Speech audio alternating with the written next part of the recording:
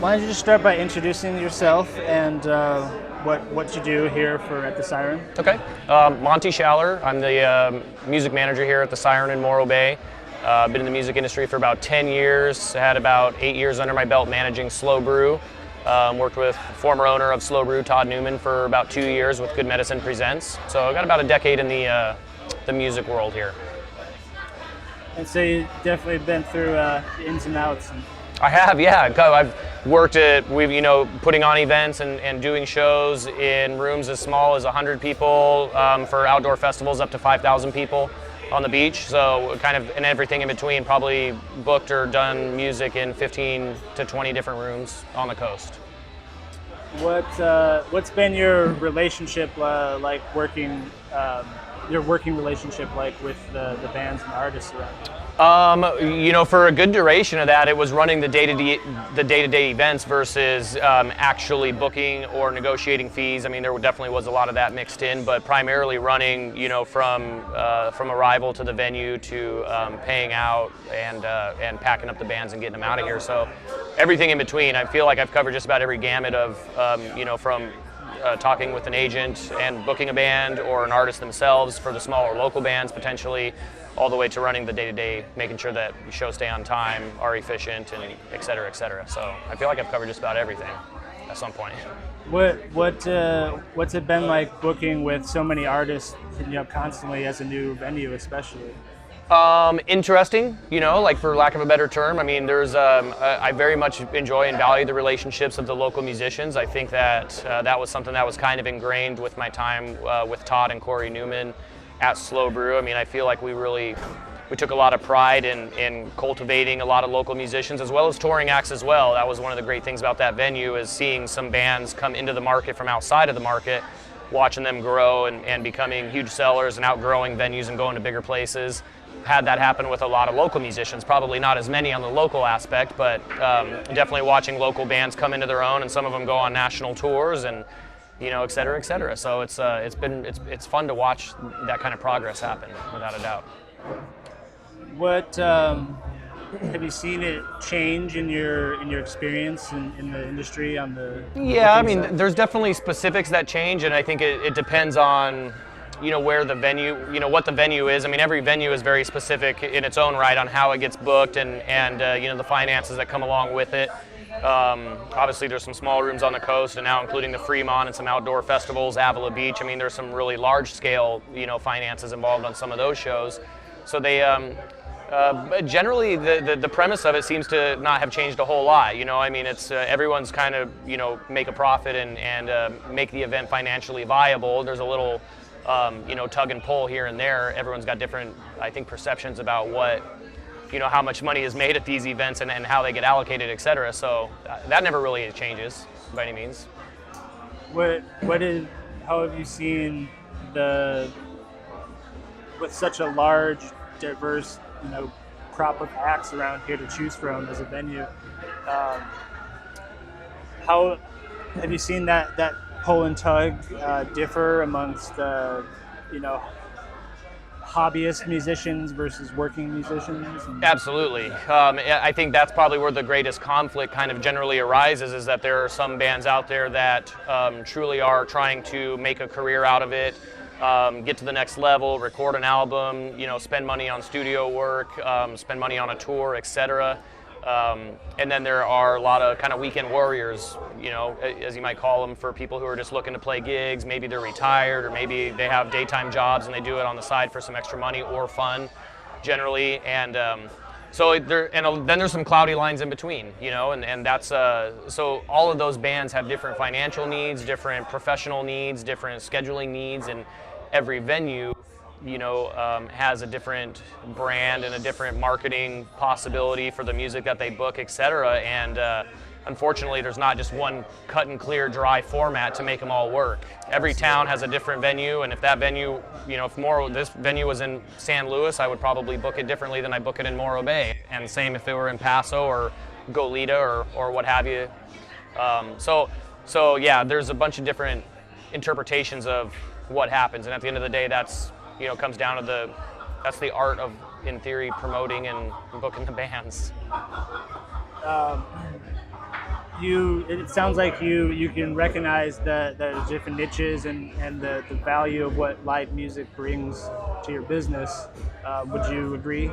I'd like to think so, for sure. I mean, I think part of a responsible promoter or a business owner of any facet, but let alone the music industry, really is paying attention to trends, algorithms. At the end of the day, the bottom line, obviously, it's got to be viable. And looking for diamonds in the rough, looking for patterns of bands that have success history and trying to replicate that, etc. So I like to think that I pay attention to that kind of detail, and that hopefully it benefits the venue and the artist as well. And there's definitely a lot of work you guys have put into the stage and what you offer the musicians here. Yeah. Is that on purpose? Do you feel that has a relationship to your business model? Yeah. I mean, I think that I came into, while I was here on a consultant level a few times during the construction of the venue. I mean, I came in after it opened up and after its inception. But I think that the owners of this location definitely saw a niche for a middle range professional setup versus a lot of the winery gigs, the smaller bar gigs that come around town for kind of the open door free play, especially with SLO Brews kind of closing and business model change as they moved across the street, for lack of a better term. I think that they saw that there was an opportunity to do something to fill a gap that was here, although it is a different market than where SLO Brew was as well. So. Do you mind if I just have you come up just a little bit more? It seems like Still getting some feedback? Yeah. I can maybe try to.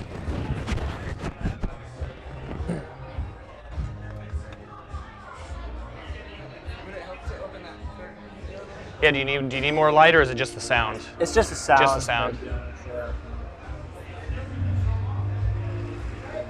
I can turn it down a notch too.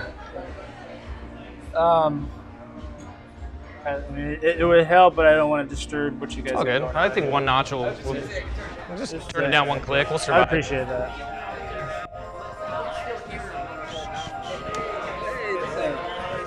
How's it going, man? Mr. Dan, what's up, buddy? A little better, maybe? Costa Rica. Oh, way better. Sucked. Yeah. Going to Puerto Rico in July. Are you? Do you surf? There's some surfing in Puerto Rico, too. It's been a while. That's a good place to get back in the water. You don't got to wear a wetsuit. Yeah, exactly. I grew up in Huntington, and so, but yeah. Right on. Yeah, cool, man. It's work. I don't need a mic stand. That's way better. Thank Cool. you. Appreciate that. What up? Let's see. Okay. Oh, so back to the stage, and you guys have put so much work into here. Do you feel that putting the effort in on your side as the venue into the entertainment and treating and making a good environment for the band that contributes to your business as well? Absolutely. I think the main thing that offers us is the ability to be more versatile in the booking of the music. And what I think generally what that means is that now we've got the opportunity to entertain some higher profile bands that maybe can't be accommodated in some of the smaller, lesser production venues that are around the coast. So this gives us the chance to still honor the local musicians, keep a regular rotation of that, as well as start to scatter in the ticketed shows and the higher profile shows that need a more of a pro sound and a quality room. So again, kind of the gap that SLO Brew left in its departure. So filling a niche almost, right? Absolutely, yeah. And you guys... semi-pro location. I mean, that's kind of the way we feel about it. This is a little, nothing against any of their locations, but some of them, bands have to lug in their own PAs, or they don't really have a sound engineer to operate things, or a light engineer. And so we do have the ability to offer all that kind of stuff. It changes the dynamic of the way we book shows as well, because now our expenses are a little bit higher than some of those locations. So that is the potential downside to that for, some of the local acts or the lower profile acts that maybe don't have as big of a draw, and the finances become a little bit tighter. How much does it cost to run a pro stage like this? Well, it's weird because you can't just qualify it as just the stage. I mean, there's, when you really start to break down the nuts and bolts of the expenses, when you include the bar staff and the security staff that we have. I mean, a lot of locations around here don't have that. Sound engineer, light engineer, salaried position for managers. I mean, it really does start to add up. It's not the simple kind of bands coming in and plug in and play like they might expect at some of the other locations. So there's not a hard number on top of it, but it's usually considerably more than most people really expect when it's the centerpiece of the room. Yeah. And it sounds like, especially from how I've seen you guys promote yourself, that it's a kind of a centerpiece of what you offer too. Yeah, I think so. I mean, we do have to, run the place with an idea of being a bar many days out of the week because, that's the simplified nature of what kind of moral-based market is currently. But really centering it around the music and the brand around the music, I think, is the direction that they want to go in the future. I mean, it kind of currently is as well, but I mean, really honing that in. Yeah, and there's so much good music to choose from around here. It's a lot. It's my email inbox is flooded on a regular basis from locals alike. So many that after 10 years I hadn't even heard of, because it's really drawing a lot of people out of the woodwork. And then, of course, everyone between LA and San Francisco doing a West Coast tour wants to make sure that now that this is a stop on their map. Yeah, absolutely. I can imagine. You guys have done a great job of putting your name out there too, and Appreciate it. Putting the experience out there about what such a high quality entertainment that you provide. Yeah, well, we definitely try to. I mean, we try to consider the musicians our customers, just like any other business in a food business or a bar business would consider their customers the patrons that are buying the product over the bar.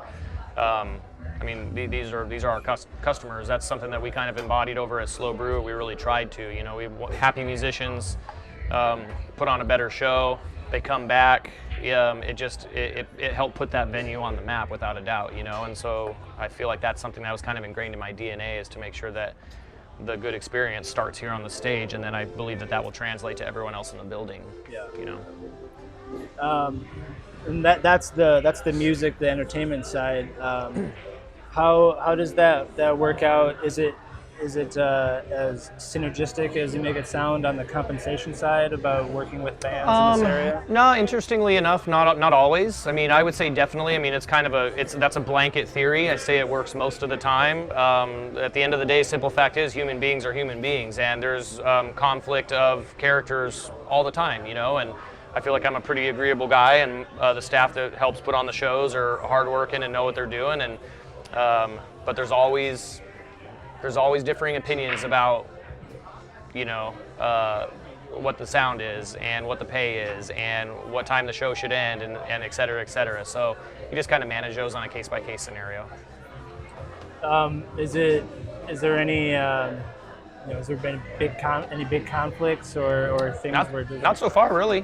No, I mean, honestly, everything has gone over really well, and people have a great respect for what we're trying to do here. And at the end of the day, I think that speaks volumes. It's again, while there may be differing opinions on something, the end goal is the same for both the promoters and the musicians. So we might have different ideas of how we're going to get there, but we always kind of seem to get there at the same time. So it sounds like you make an effort to work together with the acts. I feel like we try to, for sure.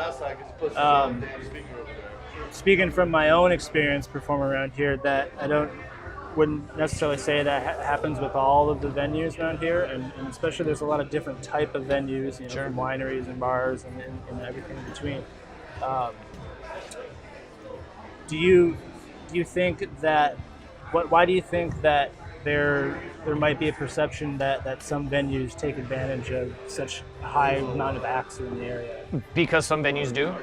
That's probably generally why the perception is there. I mean, it's again, and this is something that's not just specific to this area or any specific venue around here. I mean, I think the artist promoter relationship has been contentious for as long as there have been promoters booking bands and trying to make a buck off them. I mean, on large scale events, you've seen lawsuits with Justin Bieber's and the Beatles and stuff like that with their promoters and with events that happen. I mean, they're talking about high dollar stakes there, and then you've got local bands that are trying to get a cut of the bar, and You know, I mean, it's tough to manage, and at some point, it's the personal relationship between the human beings that ultimately, I think, you know, put everyone at ease. You know, and not every venue has that. So I guess without going into specifics, that's probably the best way to kind of describe it.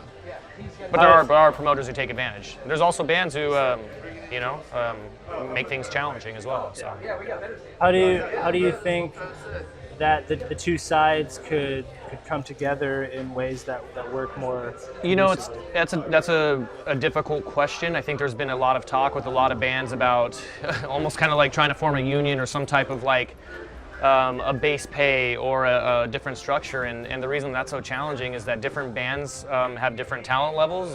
They have different draw. There's some venues that they're a better fit for than others. A band that might be a good fit for Sweet Spring Saloon might not be a great fit for Tooth and Nail, and so they need to be paid and booked accordingly. And I think that's challenging for a lot of people to hear sometimes, you know. And we've had slam dunks and we've had goose eggs, and maybe it's because of the band, maybe it's because there's other events going on, maybe the house doesn't promote as much. I mean, there's so many variables, and everyone wants to, I think, get paid adequately, and I think that, again, is the end game between the promoter and the artist. But truly, at the end of the day, I think it comes down to supply and demand and draw. You know, it's tough not to be subjective with that kind of stuff. I mean, really, the events and the turnouts kind of speak for themselves, and I think that ultimately starts dictating who gets prime spots, who gets paid better. Nobody's going to be picking up their mics. You know, but again, and that's a tough thing because as a promoter, I have to try to identify that kind of stuff and make that call. And it's not a yes or no, black or white answer or issue. That's again, paying attention to trends, algorithms, and looking at details. So, what kind of trends have you seen that are of noticeable interest here locally? On the Central Coast, over the last 5 to 7 years, the folk, Americana, bluegrass sound, I mean, as far as like an actual musical trend, has become very, very hot. You know, 8-9 years ago when I first started, it was the kind of the white boy reggae, as we called it. It was that California reggae rock mix. That definitely has taken a back seat to what you're seeing booked at larger festivals now. Hardly Strictly, Live Oak is a good example, and it's definitely a different sound, and that seems to be kind of captivating everyone right now, for sure. When bands are looking to book here at the Siren, what do you look for? Well, right now, the 4 or 5 months that I've been here at the Siren, I've been trying to identify, you know, number one, the built-in market that exists in Morro Bay. It's very different than what I had experienced in either Paso Robles or San Luis all those years at Slow Brew. So while the room is capable of doing a lot of similar programming that Slow Brew used to do, the market here in Morro Bay doesn't necessarily reflect that same taste. So having spent now 3 or 4 months trying to identify what they're looking for, has been interesting. I've just really been kind of like laying back and kind of watching, you know, the crowd showing up, you know, even adjusting start times and end times for certain demographics as they kind of come in to try to make sure that, you know, it's the best event possible for sure. So Morro Bay is definitely a little bit of a different market, and also this room, having also kind of survived off of free plays at the door with no cover charges, it changes the finances of booking and also the programming as well. I think bands are looking for something more familiar, more up-tempo for dancing, etc. And it makes it, you know, for instance, it's challenging to do a singer-songwriter or a duo or even something heavier, you know, progressive rock that, you know, it has a lot of original songs, etc. because people are no longer shelling out $10 or $15 to come in for that experience. They're walking into a free bar and they want to hear jukebox music. So trying to find that balance, making sure that people can come in, because I do want this location ultimately to be known as a music venue where people can come in and say, you know, who's playing tonight, what kind of music is that, I want to check it out, versus like, wow, I hope they play Mustang Sally. And it's a very, very tough balance to have in this location right now. So trying to keep the masses happy, but trying to interject some new culture, some new original music, etc. is a very delicate thing, especially if we're trying to make sure it's viable for the bar as well as the musicians. What interests you about the local scene here? I'm fascinated at how rich and diverse it is, generally. For a town, you know, for San Luis, you know, 50, 60,000 people, and maybe we can call it 100 and 50,000 people up and down the coast. The amount of locations that do music as often as they do, and the amount of bands that are available to do stuff locally here is, I would argue that it's higher percentage than anywhere else in the state. I mean, it truly feels like that, at least. So that's intriguing to me. It's again, there's no shortage of musicians that want to get in, play the room, get their foot in the door, and again, they all have kind of different expectations, different priorities.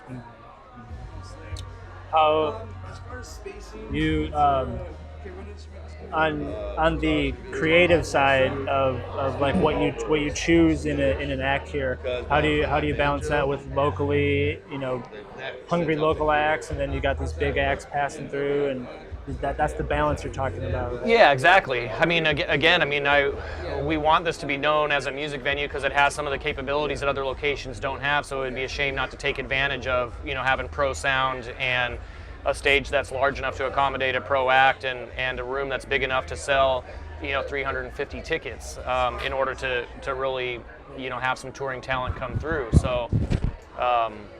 I don't think that this place will ever survive strictly off of that, but it's definitely making sure that we capture every opportunity we can for that potential, Yeah, absolutely. You brought up the idea floating around town about the musicians union. Correct. How would you think that might affect this kind of collaboration between the musicians and the venues that we're talking about? It would drastically affect it. There would be a lot of bands that probably wouldn't get booked because they might not hold the value of, depending on how numbers were to fall, et cetera. I mean, this is all very speculative, but there's some bands that probably wouldn't be worth the money that, if it was unionized, that they were requesting. So it's pretty simple. I mean, it's the supply and demand theory.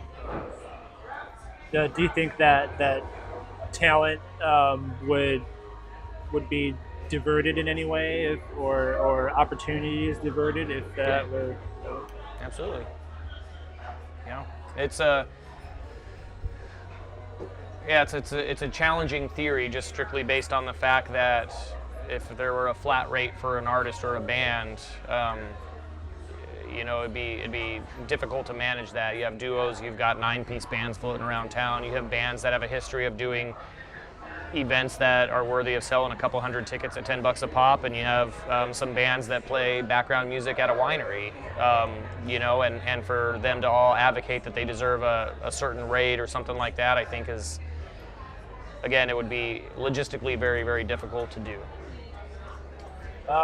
Some might say that it's compared to what other industry would not have kind of set rates or things like that. How does the comparison differ amongst the varied talent in music versus dentistry or plumbing or something? It's a tough one for me without having better insight into something like dentistry or whatever. I think the one thing that's unique and interesting about the music world is bands that can promote and bands that can. Oh, sorry. It's all right. We'll squeeze you in. Yeah.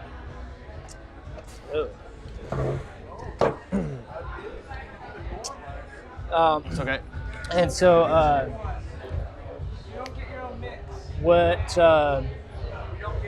So how does the talent vary? What was the question again? Yeah. How does when with such a broad mix of talent? Yeah. Okay. How does that relate to other professions where you might have a good and bad still? And well, you could argue that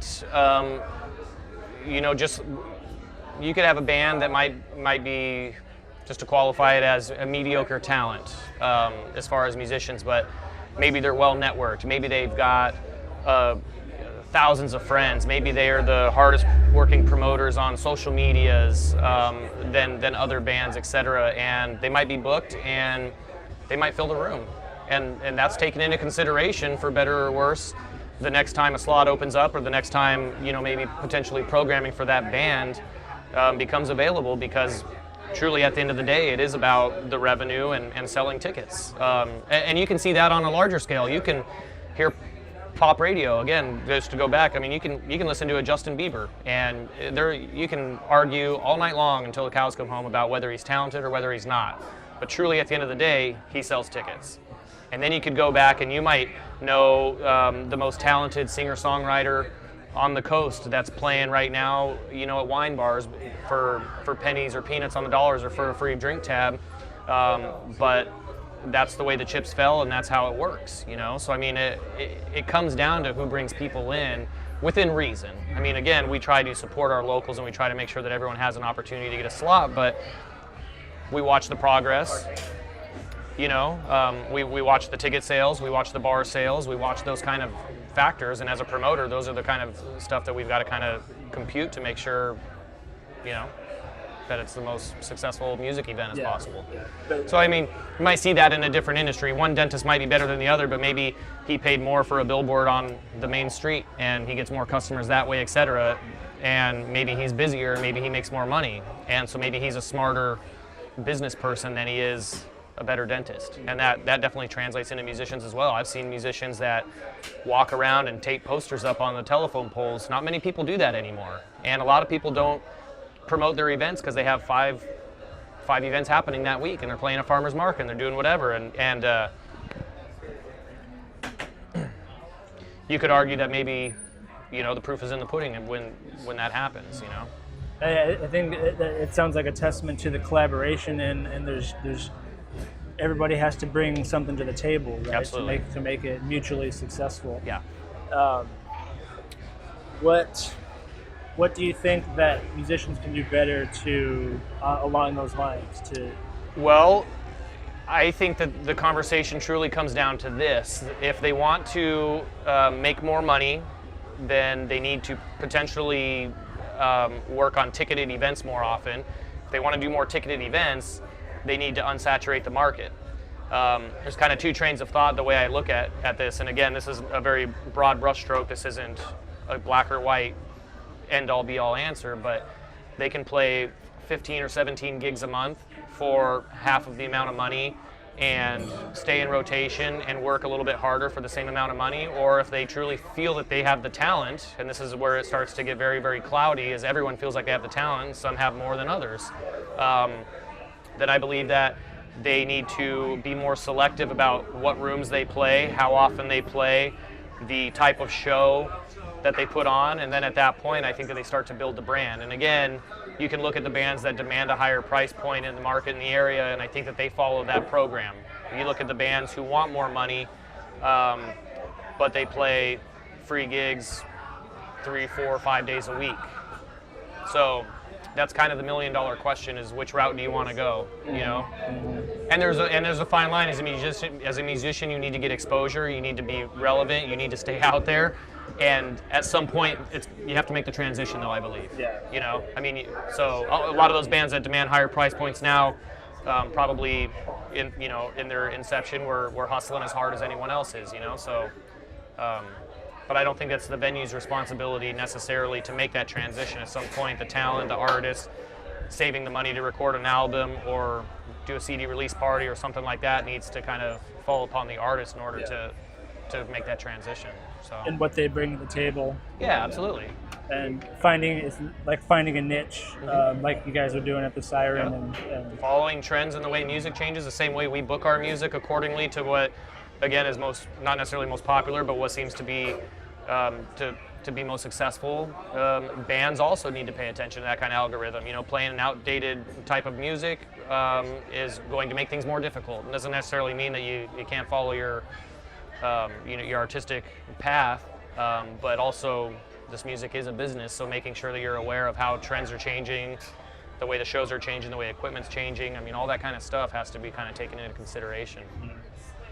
how about on the venue side? What do you think venues in the county can do to contribute to more collaboration and mutually success? I don't know. It's challenging also on that one. I've thought about that as well. I mean, it'd be nice to have, again, more of a consistent communication maybe, so that we know, what bands are getting paid or what their performances are like. And there is communication between all the promoters categorically, just like there's communication with the bands. I mean, we know that happens on both sides. But the hard thing about that is, while the band might have the same performance at each individual venue, much like a baseball stadium or maybe a racetrack or something like that, offers its own unique challenges as far as capacity and crowd and demographic and noise constrictions and all these kind of things. And again, there are some locations that might be more viable for one band versus another. And that's just kind of the simple fact about marketing music throughout the coast. I mean, something that's successful in California might not be successful in Iowa. I mean, you know, and we have these little microclimates here on the Central Coast as well. You go down to Santa Maria, up to Paso, et cetera, and there's clearly some bookings that make more sense than others. So that's where I think that it's really tough to kind of have a blanket ideology for what bands make and what venues make, et cetera. I mean, there's just too many variables that change with that. So how about sound-wise? Is there anything that you think venues in general can do to,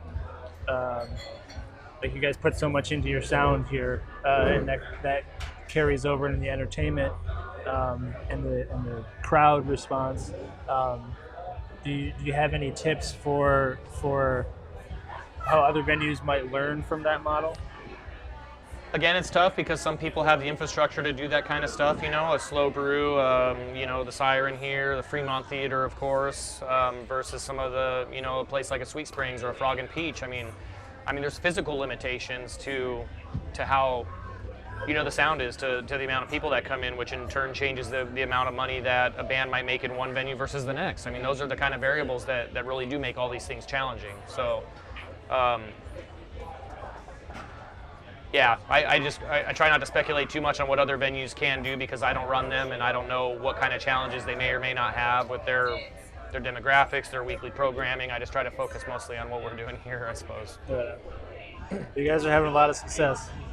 Is there what's a final thought you want to leave about the community and the scene? And promotion, and that's definitely a two-way street. You know, the venue's got to do its due diligence in promoting, and whether that's print media, of course, the social medias are as powerful as ever right now, and then the bands as well. I mean, I think that's the one thing that we try to pay attention to is you know, when a band comes and plays a room, we don't want to be just another blurb on their calendar either. I mean, we want to know that this is something, especially when they advocate for getting in the room more often or a higher pay, et cetera, we want to feel special. You know, we want to feel like that they're putting in as much work as possible to have the best turnout. I mean, at the end of the day, the product on stage doesn't come from the venue as much as it does the artist, and so they've got to make sure that they're pulling their weight on that end, you know, so. Definitely a two-way street. Yeah, absolutely.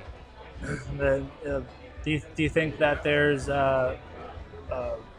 success that will come from that, or by focusing on that two-way street instead of I think so. I mean, I think there's always going to be musicians that are disappointed. There's always going to be venues that have bad nights and are disappointed as well because of the amount of talent that's constantly in circulation, the amount of bands that start.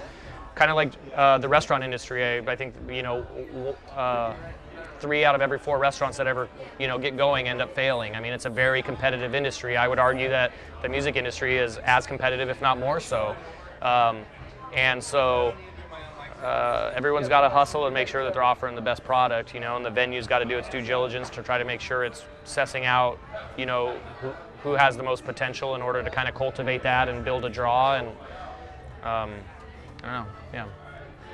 Well, I appreciate you talking with me. Yeah, Monte Schaller, no appreciate it promoter, booking manager for the Siren here in Morro Bay. Come check out a show. I'm sure there's a lot of good acts. We got Cuesta Ridge coming up right now. Cuesta Ridge loading in right now, getting ready to fire up the sound check. Thank you so much for talking. Thanks, AJ. Appreciate it. What you do makes a difference.